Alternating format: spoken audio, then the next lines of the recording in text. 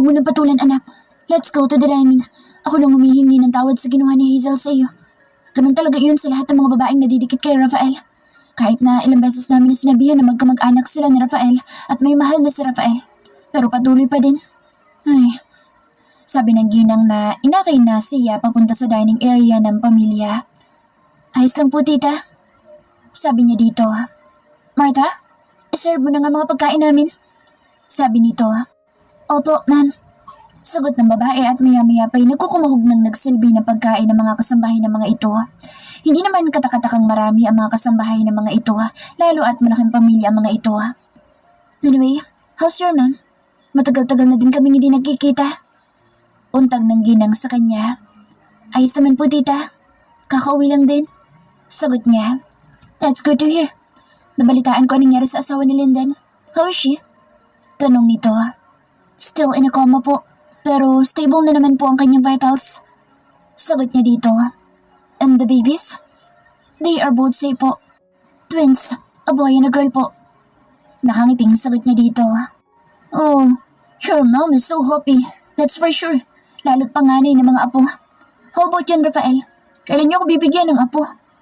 Tanong nito na ikinasabit niya kahit wala naman siyang kinakain. Po? Namumulan niyang tanong. Grabing makapressure naman ang tanungan ng mommy ni Rafaela.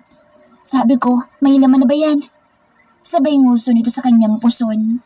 Bigla siyang nahiya. Baka narinig ng buong sambahayan ang kanyang ungol kagabi. Hindi pa naman niya mapigilan ang pag-ungol ng malakas sa ginagawa sa kanya ng lalaking haliparot. Hey baby, iniwan mo ko dun What happened to this? Kunutang noon itong tanong at nakatitig sa kanyang pasa sa braso. Hazel did that to her. Just avoid that slut, Rafael. Sagot ng mommy nito. Mom, tita won't be glad to hear that. Saway nito sa ina. Totoo naman, kung hindi kasi konsentidor yang si tita mo, na sana'y lumaki matunuyang anak-anakan niya. Irap ng ginang. Intindihin mo na lang si tita. Anyway, iwasan mo na lang siya, baby, kung makakasalubong mo siya. Sabi nito na naupo na sa kanyang tabi. Kailan niyo balak na magpakasal? Tanong ng mommy nito na ikinatigil niya. So, totoo na to? Balak nga siya nitong pakasalan? Parang gusto niyang sumigaw at tumalon-talon. Hinihintay ko lang na magkusa ang iba dito na ayayin ako magpakasal. Kung ako lang, kahit ngayon papakasal ako Sagot dito sa ina. Bakit ako mag-aaya? Nahihiya niyang tanong dito. Sa ating dalawa kasi, ikaw yung tila urong-sulong sa pagpatter sa akin. Ako kasi sigurado na akong gagawin kitang ina ng mga anak natin. Sagot nito na kumuha ng pagkain at inilagay sa kanyang pinggan. Pwede naman kasi mag-propose ka na lang diretso Irap niya dito.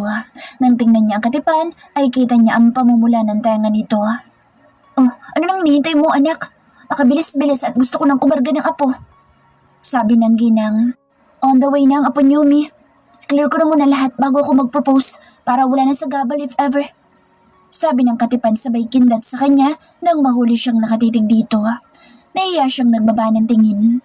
Alam niyang halatang-halata dito na patay siya sa katipan.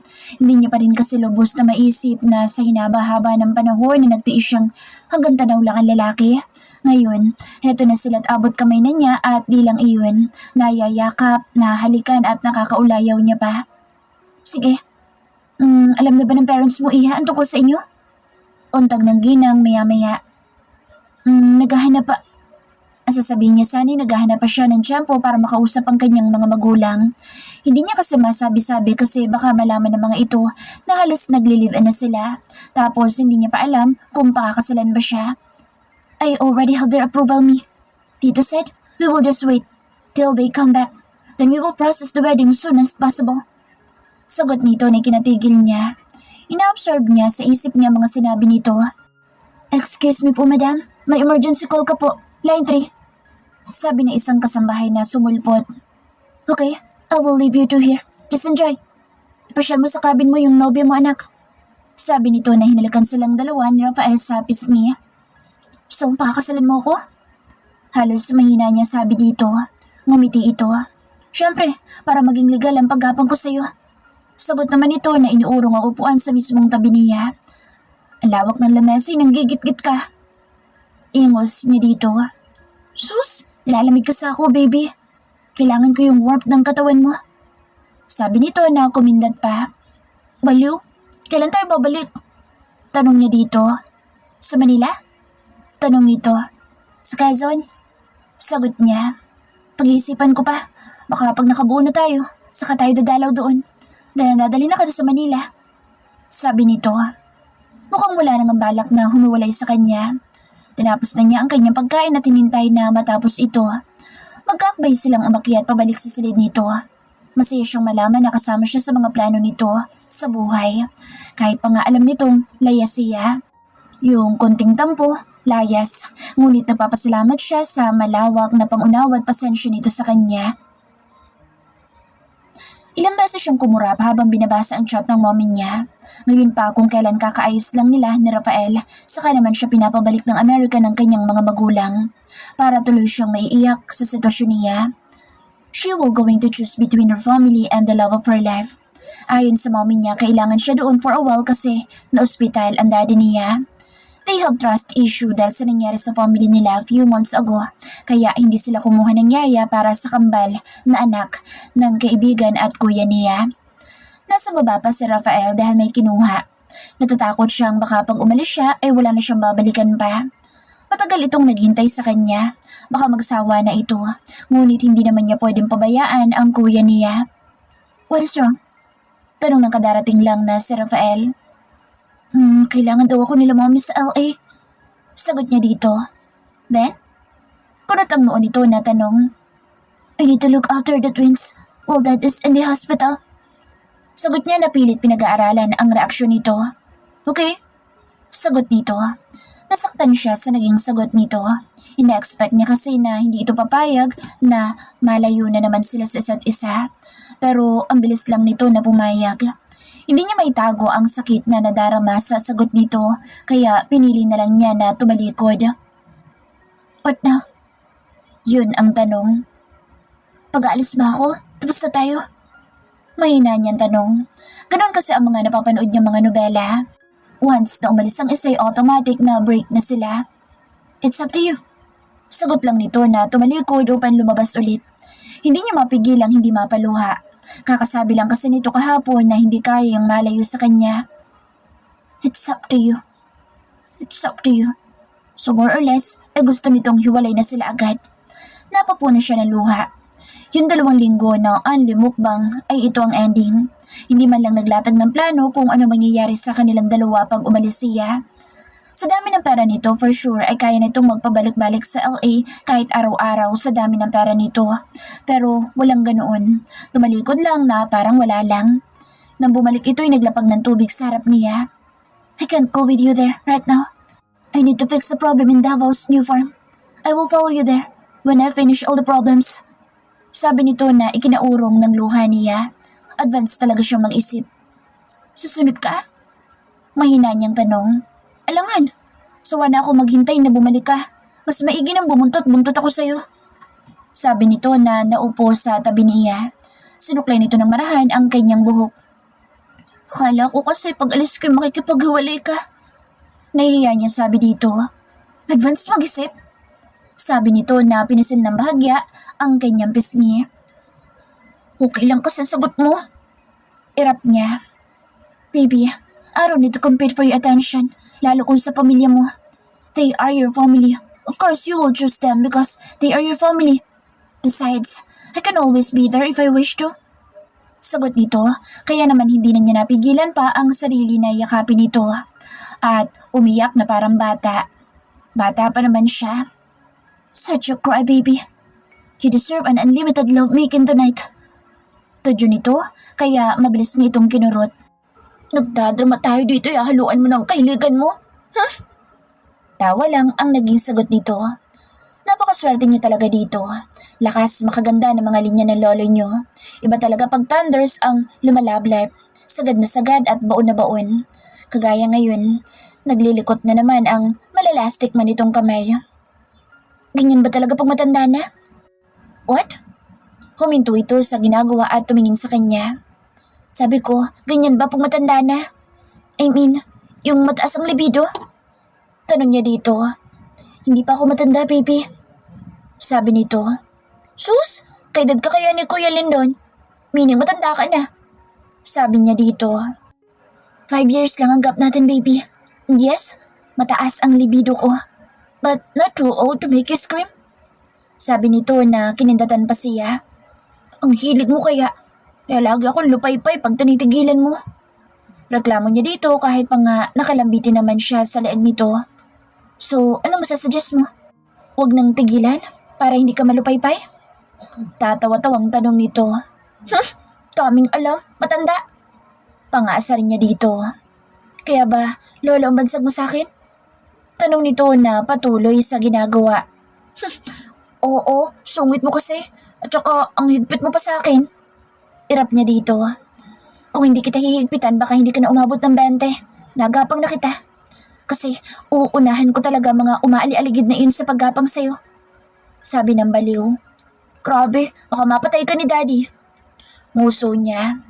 Gumalaw-galaw siya sa kandungan nito. Naramdaman niya kasi ang pagbangon ng alaga nito. Hayos lang. Ang mahalaga natikman kita. Sabi nito na iginalaw na ang balakang niya. Simula ka na naman. Ilang araw ba bago ka susunod sa akin? Tanong niya dito. Sili, baka matagalan ng konti pero susunod ako. Pangako nito. Baka binubola mo lang ako para maipasok mo yung maugot mong sawa. Taas ang kilay na tanong niya dito. Tumawa naman ito. Pag sinabi kong susunod ako niyan. Pagbibigay nito ng assurance ang kanyang hinihintay. Kinakabahan kasi siyang malayo dito kahit saglit. Mukha pa namang agresibo ang haliparot na si Hazel. Mahirap na baka wala na siyang babalikan pag umalis siya ngayon. Paano tayo magkikita doon? Tanong niya dito. Ang ibig niya sabihin ay yung ganitong mapapagsolo sila. Sa bahay nila ay nakakahiya naman kung sa isang silid silang matutulog. Nahihiya nga siyang sabihin sa kuya niya na sila na. I will knock your door. And probably you're gonna open it. And boom, we'll see each other. Sabi nito na kinurot niya sa tiyan. Alam mong ibig ko sabihin? Alam niya na inaasar siya nito. Hindi ko alam, baby. Medyo pakapaliwanag nga ng klaro at ang maintindihan kong ibig mo sabihin. Sabi nito. Yun naman ang ibig ko sabihin paano kita makakatabing matulog doon. Bulalas niya na ikinatawa ng walang hiyang lalaki. Paano nga ba? What if we will do secret marriage? Tama. Willing ka bang maikasal sa akin? Tanong nito. Naririnig niya noon pa ang tungkol sa secret marriage na iyon, but she don't know if it's legit, lalo at secret lang. It can be fake, but if it is the only way not to separate from him, then probably it is now the right time to be happy. Nakakapagod na din naman ang tumakbo lang ng tumakbo palagi sa mga problema. After waiting and being patient with her, she think Rafael deserved to be pampered this time, kaya kahit hilingin ito na magtanan sila ipapayag na siya. Oo naman, I'm more than willing to be your wife. Sagot niya dito. Kita niya kung paano mas lumapad pa ang ngiti sa mga labi ng katipan matapos ang kanyang pagpayag. Isang matunog na halik ang iginawa nito sa kanya at bago pa man niya mahulaan ang binabalak nito, iniyakap na siya nito ng mahigpit. Akala mo'y nanalo sa loto ang nobyo sa lapad ng ngiti nito. So, we're getting married today. Bulalas nito. Today? As in now? Paano natin papaalam sa kanila? Tila nangangamba niyang tanong dito. Secret marriage lang muna, baby. Once everything is okay, we will remarry again. Yung alam na nila. Sabi nito. So, ayun nga. Kaya pala secret marriage kasi sila lang ang nakakaalam. Wala na siyang pakialam kung legit man o hindi ang sinasabi nitong kasal. Ang mahalaga sa kanya ay ang maranasan na maikasal sa taong mahal na mahal niya. Walang kahit ni isang nakapansin sa kanilang paglabas ng bahay. Maski nung pinaandar na ang sasakyan nito ay wala siyang nakitang tao sa paligid. Para tayong mga teenager na hinihigpitan ng magulang. Para kang tatakas mula sa mahigpit na tatay. Napapailing niyang puna dito. Mahigpit naman talaga ang daddy mo. Pinagbawalan niya nga ako noon na lumapit at manligaw sa'yo. Anyway, tadaan muna tayo ng mall before going to the city hall. Sabi nito. Okay, kung bahala. Sagot niya dito. May tinawagan ito habang nagmamaneho pero hindi mo wala-wala ang ngiti sa mga labi nito. Para itong bumata ng ilang taon sa saya na nakalarawan sa mga labi nito. Nang magkulay pula ang traffic light ay dumukwang pa ito upang gawaran ng halik siya sa labi. Saan mo gusto mag-honeymoon? Untag nito. Tanong niya pero narinig niya ito syempre. Bigla lang siyang na-excite. Sabi ko, saan ang gusto mong venue ng honeymoon? Tanong nito uli. Nagliwa siya ng tingin. Kahit saan naman ang venue, masarap pa rin naman, di ba? Hindi niya napigilang isatinig na ikinahalakak nito. Yes, indeed. Aangkinin kita na walang humpay hanggang sa hindi ka na makalakad ng maayos. Sabi nito. Baka naman mamatay naman ako na maaga. Irap niya dito. Bubuhayin ko ang dugo mo, baby. Sabi nito na hinawakan ng kanyang kamay at hinalikan. Iba palang feeling pag ginawa na lalaki iyon sa'yo. Nakakakilig. Iba ang feeling pag halik sa labi at halik sa kamay. Namumula ang mukha ngunit nakangiti siyang nag-iwas ng tingin dito at nai-imagine niya ang sarili na pilay kinabukasan. Kung magagalit ba siya? Siyempre hindi. Purong sarap naman iyon sa gabi. Punong-puno ng aksyon sa gabi at hindi na magka-aksyon sa umaga. Baba na tayo, baby. Sabi nito sa kanya. Inalalayan siya nitong pababa at sabay na silang naglakad. Saan tayo pupunta? Tanong niya dito. Tila lalo naman siyang na-excite sa sinabi nito. Kahit secret marriage lang, at least may effort. Kailangan pa ba yun? Tanong niya dito. Yes, we will take pictures later. Sabi nito. Napakunot noo ito at binalikan ng tingin ang white dress na nasa manikin. Sinuri ang disenyo bago siya hinilang papasok sa loob. Bakit? Tanong niya na makitang kunot ang noo nito matapos niyang isukat ang dress. I still prefer my naked baby.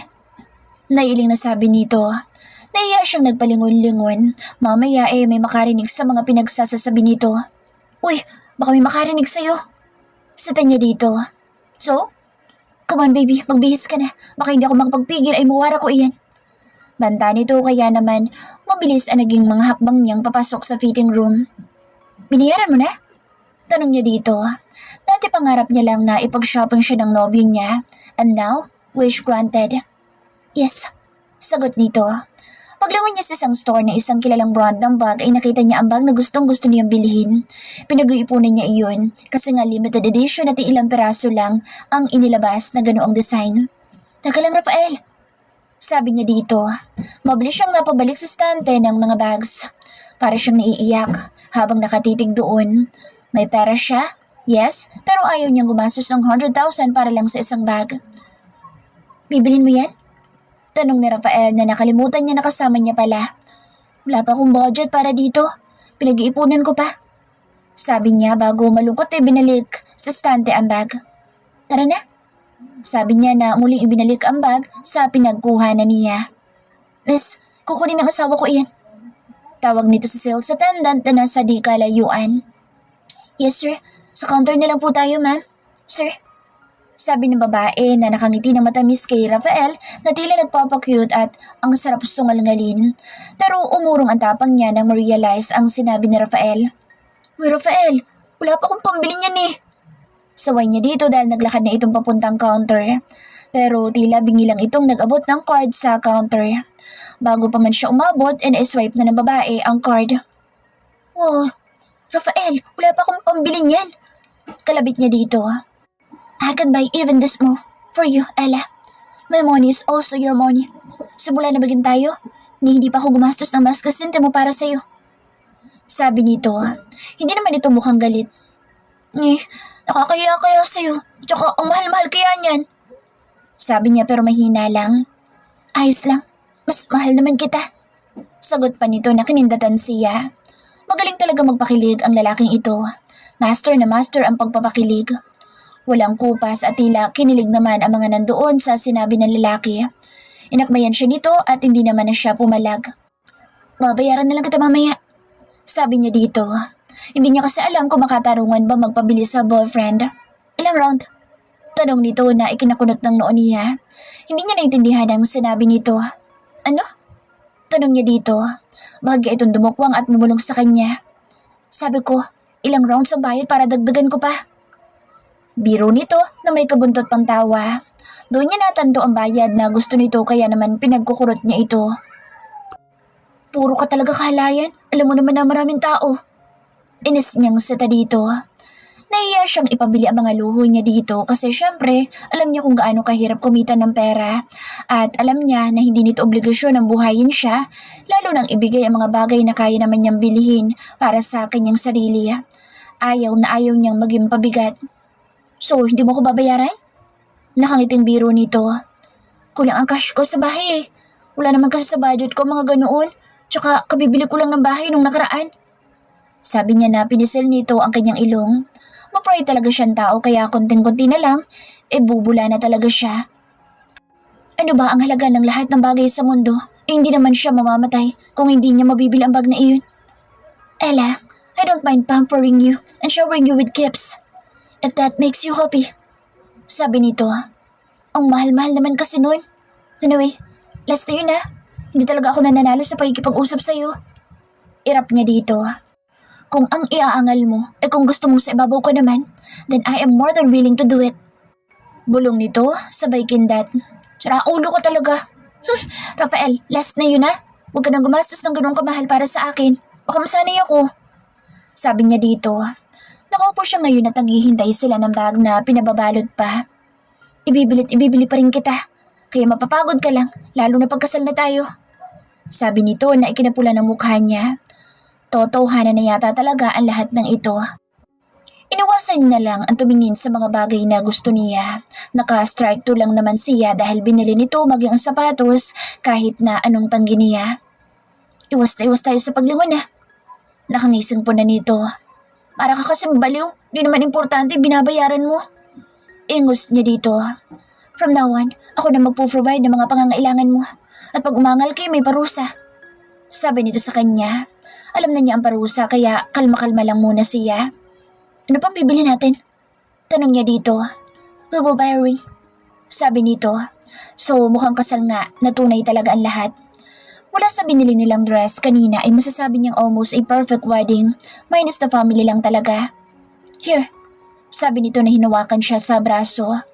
Tumambad sa kanya ang mga nakadisplay na iba't ibang design ng mga wedding rings. Mula sa pinakamura hanggang sa pinakamahal na bato ay kompleto ang mga nandoon. Si Tita May? Tanong nito sa isang sales assistant. Nasa loob po, sir. Sagot naman nito. Kindly tell her na nandito si Rafael. Utos dito. Hindi na siya kumibo.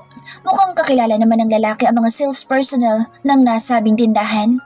Opo, sir. Sagot nito bago mabilis na tumalikod. Is it necessary to buy a ring? Mahina niyang tanong dito. Yes, it is. It's your wedding day, Ella. So cheer up. Huwag mo nang kontrahin ang mga bibili natin para sa kasal. Sabi nito. Mukha namang hindi ito naiinis kaya hinayaan niya. Akala ko ba secret wedding? Tanong niya dito. Yes, it is secret.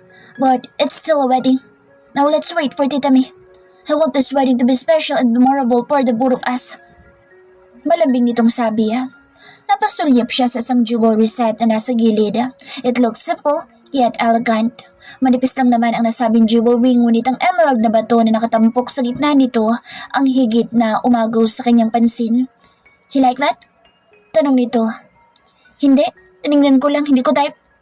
Sabi niyang bigla, baka madaanan na naman ang hangin ng utak nito ay baka biglang bilhin. Really? Micah, can I see that one? Tawag nito sa isang babae. Napasimangot siya nang pinasukat ito sa kanya ang set na iyon. Stop pouting, baby. Baka hindi tayo umabot sa kasal at mag-shortcut ako sa honeymoon. Sabi nito na ikinaayos niya ng upo. Ang mahal kasi niyan, Rafael eh. Ang lakas maka-sugar daddy ng gastos mo. Puna niya na ikinatawa lang nito. Masarap at poging sugar daddy. Sabi nito na ikinahagikik ng sales assistant. Ang sweet naman ni sir. Sabi nito, maya-maya isinukat nga nito sa kanya ang nasabing alahas. Beautiful. Bagay na bagay sa'yo, baby. Kukunin ko to. Baling nito sa sales assistant. Iho, you're here. Sabi ng isang ginang na lumabas mula sa isang office. Halatang hindi basta-basta ang babae. Bumaso ito sa kanilang dalawa ni Rafael. So, is this Ella? Am I right? Tanong nito na nakangiti. Yes, Tita May. Anyway, pwede po ba na makita ang mga sample niyo ng wedding rings? Sabi ni Rafael dito. Sure. Anyway, ang ganda pala talaga kaya halos babaliw ka na. Sige, kukunin ko lang yung samples. Yes, come with me. Sabi nito na inaya na sila sa loob na parang office dito. Take a seat, please. Sabi nito bago iniwan na sila sa loob. Dapat lumaki na ito by next month. Sabi nito sabay hipo ng kanyang tiyan. Kakatapos lang kayo ng period ko. Sabi niya dito.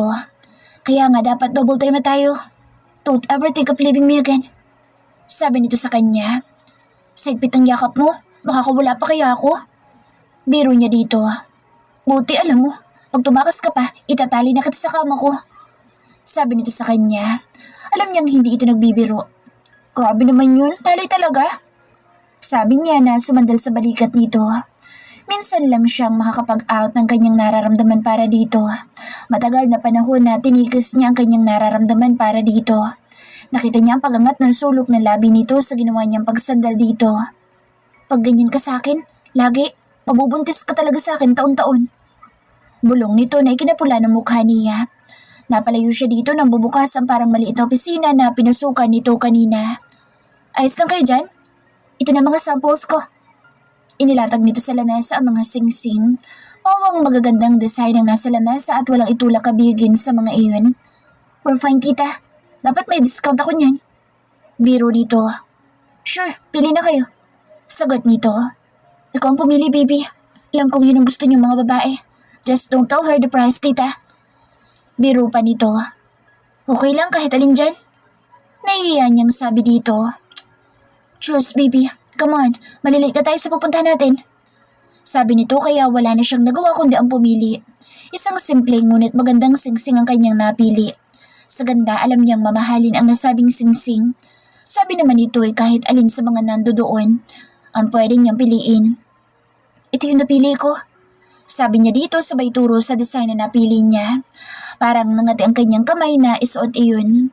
Sinukat ang finger size na lang 2. 2 set ang binili mo? Nakita niya kasi na pumipili pa ito na isa pang set. That's just for something else. Biro nito sa kanya. Baka may iba ka pagpapakasalan. Taas kilay niyang tanong dito. Oo, si Ella at ikaw. Biro nito. Umanda ka talaga sa akin pag nang babae ka. Puputulin ko yung mahaba't mataba mong alaga. Bantaan niya dito na ikinangisi nito. Salokas ha. Excited na ako sa honeymoon natin mamaya. Bulong nito. Nang marinig ang sinabi nito, siyempre naglakbay din ang kanyang malikot na imahinasyon at umabot din sa malupitan na honeymoon. Paano ba gawin ang secret marriage? Tanong niya maya-maya dito para at least may idea siya kung paano iyon ginagawa. Just the normal wedding, baby. Minus our family and our friends. Sagot nito kaya naman ay lalo siyang kinabahan. Do we have to sign documents there? Tanong niya dito. She just curious. Paano pagkasal na sila? Magsasama na ba silang dalawa? Or they still be separated? Sa bagay, aalis nga pala siya papuntang Amerika at may iwanan ito dito sa bansa. Yes, baby. We have a lot of documents to be signed later. Sagot sa tanong niya. Paano yung legality ng kasal? I mean, ilang months magtatagal ang visa noon? Tsaka, kailan ako paperman ng prenuptial agreement? Tanong niya dito. Ganoon ang mga napapanood niyang mga telenovela. Pinapipirma ang mga asawa upang masigurado na hindi makukuha ng asawa ang mga kayamanan ng lalaki. No prenuptial agreement. Lahat ng pag-aari ko ay pag-aari mo na din. Sabi nito. Kinakabahan siyang hindi mawari lalo na sa sitwasyon ngayon nilang dalawa. Nakatakda siyang ikasal dito. Secret nga lang, ngunit nakatakda din naman silang magkalayo dahil kailangan siya ng kanyang pamilya. Hindi ka ba natatakot na ubusin ko ang pera mo? Tanong niya dito. You are a millionaire, Ella. There's no reason for me to be afraid. And besides, you don't mind spending expensive things for my wife. Sabi nito. Sinandal niyang muli ang kanyang ulo sa balikat nito. Rafael, untag niya dito. Yes? Tanong nito. Sigurado ka bang ako ang gusto mong pakasalan? Nahiya at kimini ang tanong dito. Yes. I've been planning my future with you since the day you captured my heart. And yeah, I am sure as hell that I want to spend a lifetime with you, baby. Parang wala lang nasagot nito pero para sa kanya, it means so much. Parang naiiyak siya sa sinabi nito. This man is her life. Sa kabila ng katotohanan na kayang-kaya nitong humanap ng iba, ay mas pinili nitong maghintay sa kanya. They did the same thing. Pareho silang nagtiis at tinikis ang kanilang mga nararamdaman para sa isa't isa. Kasi kapwa sila naghintay ng tamang pagkakataon. Hindi ka na kumibo. Don't tell me na nagbagong isip mo. Tanong nito sa kanyang pananahimik. Shh! Pinakikilig mo ako, kaya nanahimik ako dito. I love you. Mahina niyang bulong dito. Ganyan baby, pampagana. Para mas gaganahan ako mamaya pag nasa honeymoon na tayo. Yan na sabihin mo, para sarapan ko pang pagkayod. Biro nito na pinagkukurot niya. Che, yung kamay mo. Sita niya dito. Nilalaro-laro kasi nito ang kanyang hita na naka-expose dito. Nandyan yung hahaplusin ng marahan at bahagyang kakagat-kagatin ang tenga niya. What? Maang-maangan pa nito. Alalahanin mula tayo ngayon sa kwarto natin. Sita niya dito. What if we will go to hotel first, after here? Masuyo at mapang-akit na tanong nito. Medyo nag-iinit na din naman siya sa ginagawa nito. Ngunit mas sabik siyang maikasal muna bago ang honeymoon.